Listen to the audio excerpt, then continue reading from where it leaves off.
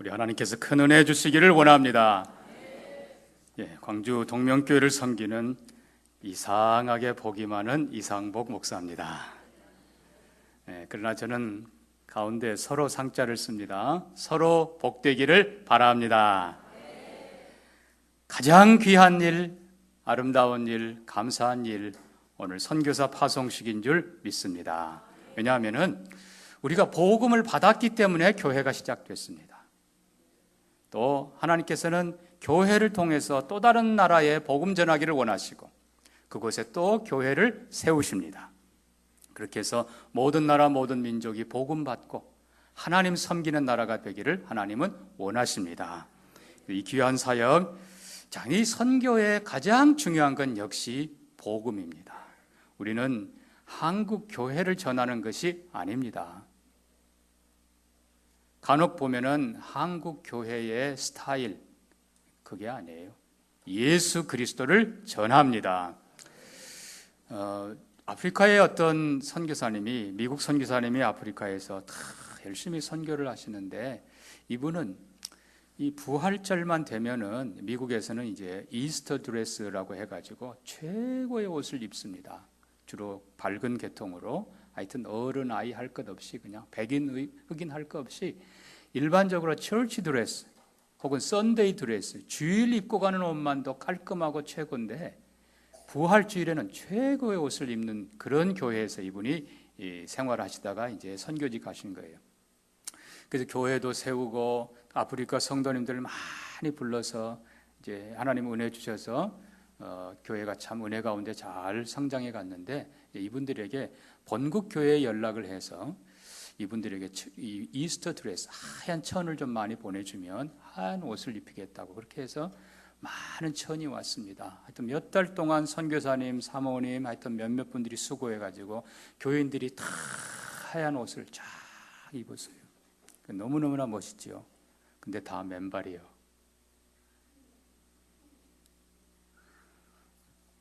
자, 여러분, 그것은 복음이 아닙니다. 의미는 있어요. 부활주일에 흰 옷 입는 의미는 있어요. 그러나 가장 소중한 건 예수 그리스도를 확실하게 가르쳐 줘야 됩니다. 왜 보내야 되는지, 왜 가야 되는지, 무엇이 중요한지를 봐야 됩니다. 자, 이사야서는 66장까지 있습니다. 몇 장까지라고요? 66장까지. 그래서 이사야서를 작은 성경이라 그렇게 부릅니다. 왜냐하면 구약이 39권, 신약이 27권. 그래서 39, 27. 그러니까 합하면은 66권. 이사야서가 66장까지 있어요. 그래서 작은 성경이라 그렇게 불리우는데, 근데 또 어떤 분은 그렇게 얘기를 하니까 기어이 창세기하고 1장을 연결하고 출애굽기하고 2장을 그렇게까지 할 필요는 없습니다. 그러나 전체적으로 그런 분위기가 있다 그 말입니다. 왜요? 오늘 우리가 읽은 본문은 이사야 몇 장입니까? 40장입니다. 그러면 바로 앞에는 몇 장이었어요? 29장. 39장. 그러니까 아까 구약이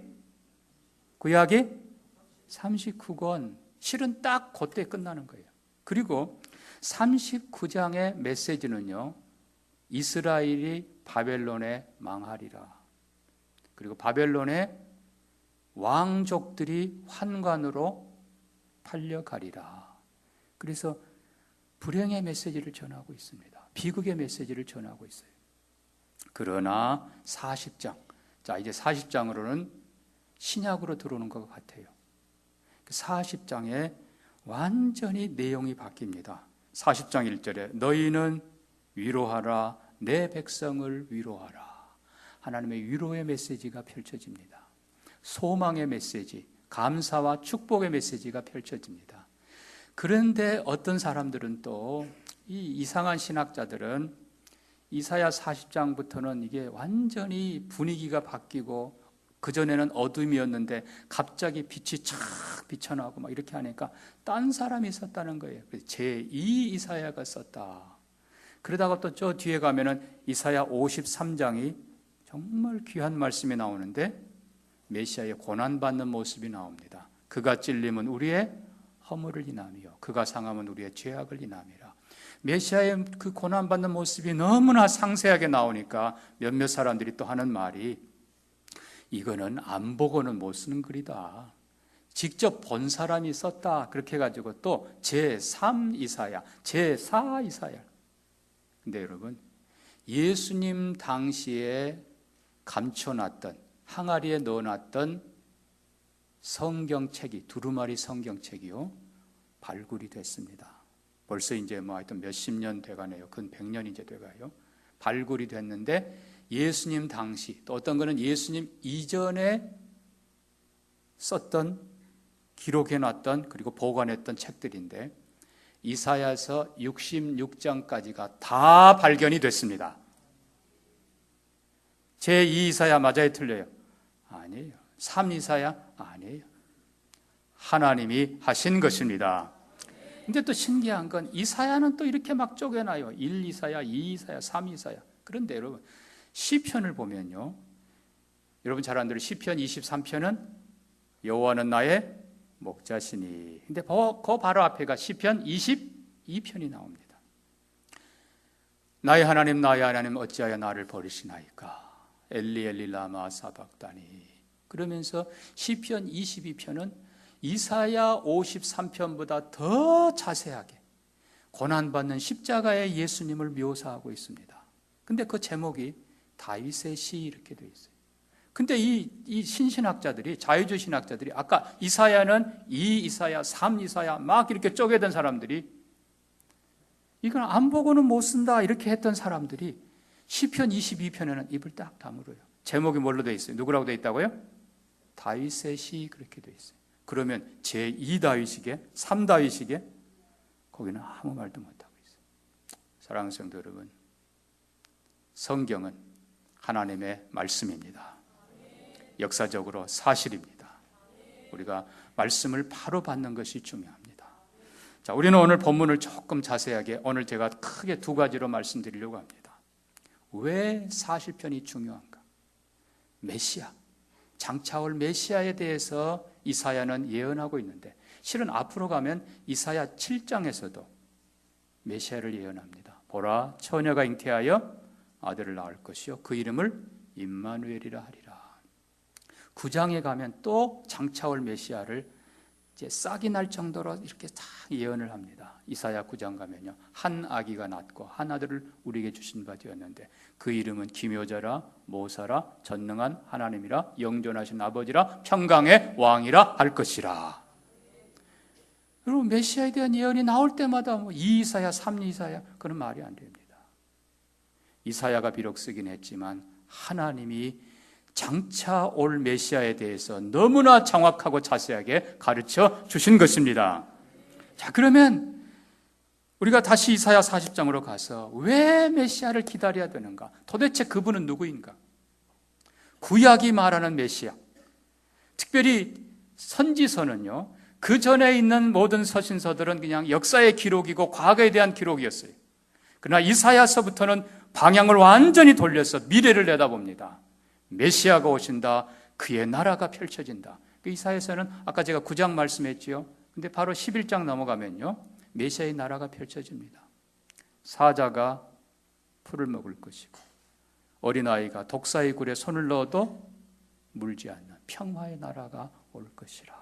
메시아와 그의 나라에 대해서 이사야는 쭉 예언을 합니다.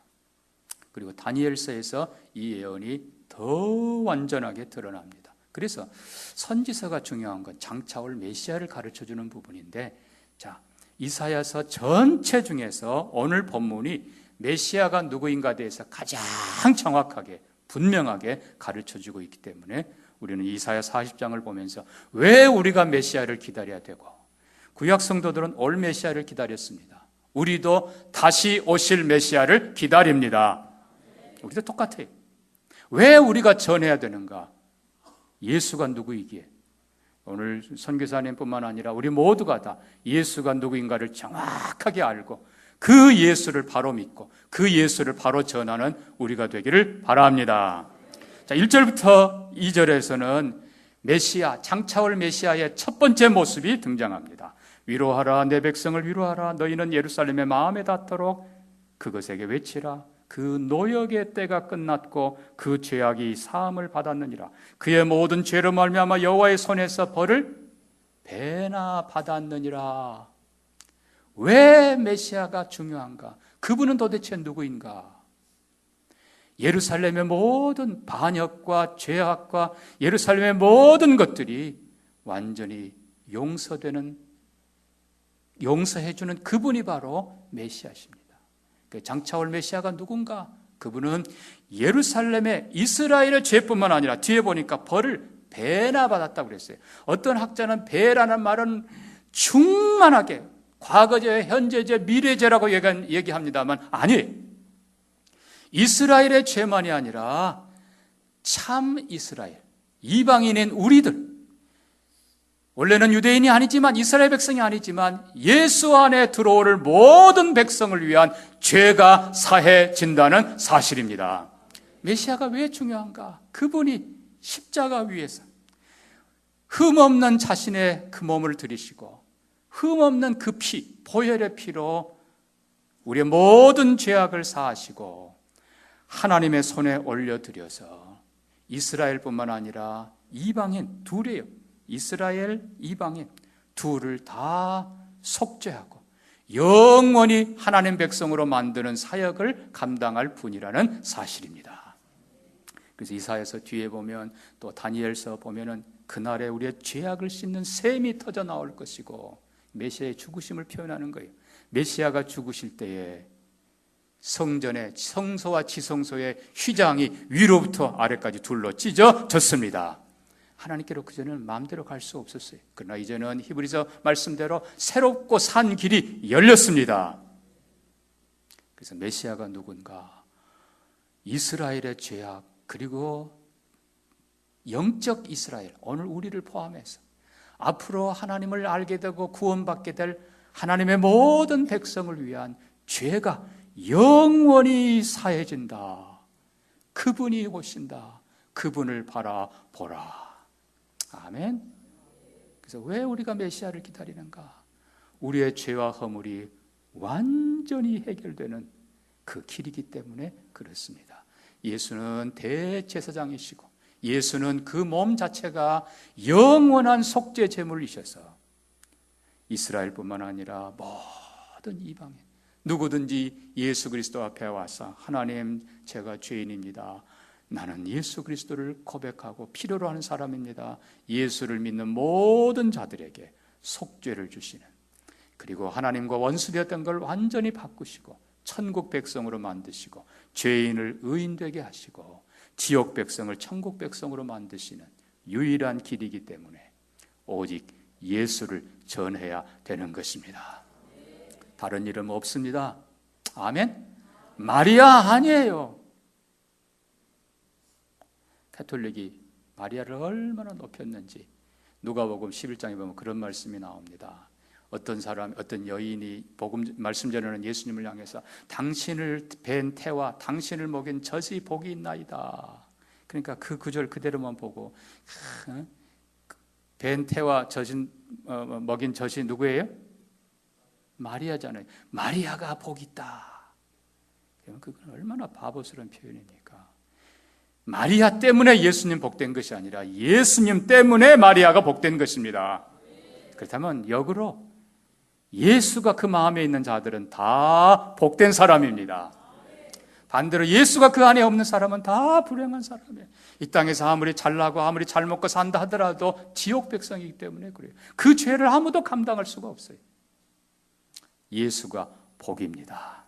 그래서 유일한 구원자 대제사장 예수 그리스도, 그분 안에서 속죄가 완성이 되고 영원한 생명이 주어지기에 이 예수 우리는 기다려야 되고 이 예수 우리는 믿어야 되고 이 예수 우리는 전해야 됩니다. 두 번째로 3절부터 보니까요. 외치는 자의 소리여 너희는 광야에서 여호와의 길을 예비하라. 사막에서 우리 하나님의 대로를 평탄케 하라. 골짜기가 도두어지고 산마다 언덕마다 낮아지고 고르지 아니하는 것이 평탄하게 되며 험한 곳이 평지가 될 것이요. 이거는 세례 요한이 선포한 얘기입니다만 메시아 예수 그리스도가 육체를 입으시고 이 땅에 오셨을 때 하신 선언입니다. 옛날에 우리나라로 그랬지만 옛날에는 왕이 행차할 때는요 실제로 도로를 닦습니다. 그래서 여러분 왕이 탄 마차나 가마가 지나가는데 길이 막 올라갔다 내려갔다 막 꼬불꼬불하고 그럼 되겠어요? 아니에요. 왕이 지나가는 길은 높은 곳은 깎아내리고 낮은 곳은 높여서 평지를 만듭니다. 좌우로 구부러진 것을 쫙 펴서 평지를 만듭니다. 더 중요한 거는 이건 실제로 그렇게 했어요. 실제로 닦았어요. 근데 더 중요한 건 왕이 행차하면 모든 신하 모든 백성이 그 앞에 양쪽으로 쫙 무릎을 꿇습니다. 아멘. 그러니까 평소에는요 거울에 원님 뭐 진사 뭐 해가지고 고개 뭐 힘주고 뭐 하던 그 가짜는 그 못된 그놈들이 왕이 오신다 하면 어때요? 전부 다 머리를 숙일 수밖에 없습니다. 바로 그걸 설명하는 것입니다. 이 땅에 잘난 사람들 내놓으라 하는 사람 아니에요. 예수 그리스도만이 진정한 왕이십니다. 5절 보니까 여호와의 영광이 나타나고 모든 육체가 그것을 함께 보리라. 여호와의 입이 말씀하셨느니라.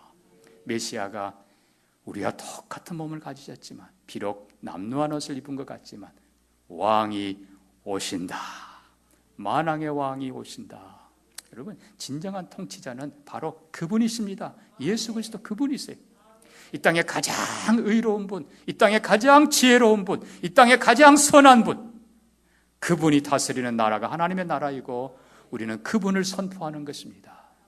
그래서 요한계시록 15장 보면요 이 세상 모든 나라가 주 예수 그리스도가 다스리는 나라가 될 것이라. 우리는 여러분 사람 잘라봤자 다 거기서 거기에요. 다 그 모양입니다. 예수 그리스도가 다스리는 나라만이 진정한 행복의 나라가 될 것입니다. 그래서 우리는 그 나라를 선포하는 것입니다. 메시아가 오신다. 오늘도 예수 그리스도는 말씀과 함께 오십니다. 오늘도 말씀을 믿고 순종하며 그 앞에 무릎 꿇는 자들에게 예수 그리스도는 선한 왕으로 통치하실 것입니다. 그러나 그 예수를 대적하는 자들은 여러분 뭐 마을에서 거울에서 뭐 제법 계급 있고 돈 있다고 고개 뻣뻣하게 들고 있어봐요. 왕 지나가는데 그거는 가치 없어요. 메시아를 대적하는 모든 권세, 모든 나라, 모든 사람은 무너질 것입니다. 메시아 앞에 무릎을 꿇는 모든 사람들은 존귀를 누리게 될 것입니다.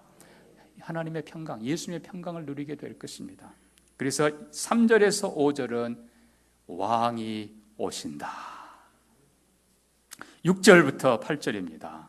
자, 외치라 무엇이라 외치리까? 모든 육체는 풀이요 그 모든 아름다움은 들의 꽃과 같으니 풀은 마르고 꽃이 시들면. 자, 여기 또 8절입니다. 풀은 마르고 꽃은 시들면. 이게 풀은 사람의 모습이에요. 그리고 꽃은 사람이 만들어낸 모든 지식 혹은 뭐 우리가 말하는 모든 뭐 예술 작품은 뭐고 다 결국 그거는 들의 꽃에 불과한 것입니다. 그러나 우리 하나님의 말씀은 영원히 서리라. 여러분 시대마다 얼마나 많이 사상이 바뀌고 나라마다 민족마다 문화니 뭐니 해가지고 다 그러나 여러분 그건 다 무너질 것입니다. 그건 다 풀과 같은 것이고 그건 다 들의 꽃과 같은 것입니다. 오직 진리만이 영원히 설 것입니다. 이 진리를 가져오는 분이 바로 예수 그리스도이십니다. 내가 곧 길이요 진리요 생명이라. 아멘. 여러분 예수만이 영원한 공의이십니다. 예수만이 영원한 선이십니다. 예수만이 영원한 승리이십니다. 그래서 예수 그리스도가 가르친 그것이 시대가 변해도 민족이 달라도 모든 사람에게 영원한 지혜요 영원한 능력이요 영원한 축복입니다. 오늘 마지막 시대에 깃발이 얼마나 많이 꺾이고 흔들린지 모릅니다. 그러나 진리의 깃발, 예수 그리스도의 진리의 깃발은 영원히 설 것입니다. 그래서 메시아는 참된 진리를 가져오기 때문에 인생의 모든 문제에 대한 해답이요 그리고 천국, 영원한 나라에 대한 축복의 길이요 이 진리를 바로 가르쳐주는 분이기 때문에 그분이 오신다. 여러분 사실 어디든지요 뭐 미국에 여러분 아시겠지만 하버드 대학을 비롯해서 뭐 대학들 웬만한 건 전부 다 원래는 신학교로 시작한 것입니다. 근데 이게 변질돼서 이상하게 됐습니다만 지금도 또 자기들 딴에는 그 신학교 유지하고 있어요. 제가 꽤 오래 목회했던 캐나다 토론토에 보면 UT가 있습니다. 유니버시티 오브 토론토라고 거기에 6개 교단이 합쳐가지고 큰 대학을 만들었는데 그 교단이 6개 대학마다 단과대학마다 신학교가 또 하나씩 다 있어요. 결국은 보면요, 아무리 뭐라 해도 신학, 하나님의 말씀이 제일 소중하다는 걸 알고 있습니다. 사랑하는 성도 여러분, 진리만이 영원히 변하지 않는 기초입니다. 그래서 이 진리를 바로 세우는 분이 예수 그리스도라는 것을 기억하면서 예수 빼면은 진리가 죽은 거예요. 예수 빼면 진리가 무너집니다. 내가 곧 길이요 진리요 생명이요. 예수 그리스도 안에서 확실하게 진리의 사람들 되기를 바랍니다. 마지막 한 가지만 더 다룹니다. 9절 이하에 보니까 아름다운 소식 쭉 생략하고요. 자, 10절에 보라 주 여호와께서 장차 강한 자로 임할 것이요. 강한 자, 이 사탄을 쫓아내고 인간의 모든 불행을 제거하고 인간을 가장 존귀하게 하는 강한 자로 이 땅에 오시는데 그가 강한 자로 끝난 것이 아니라 11절 보니까 그는 목자같이 양떼를 먹이시며 어린 양을 팔로 모아 품에 안으시고 젖먹이는 암컷들을 온순히 인도하시리로다. 그분은 강한, 전능한, 아까 제가 이사야 9장에서 그랬지요. 전능한 하나님, 영어로는 Almighty God. 그런데 그분이 선한 목자로 오십니다.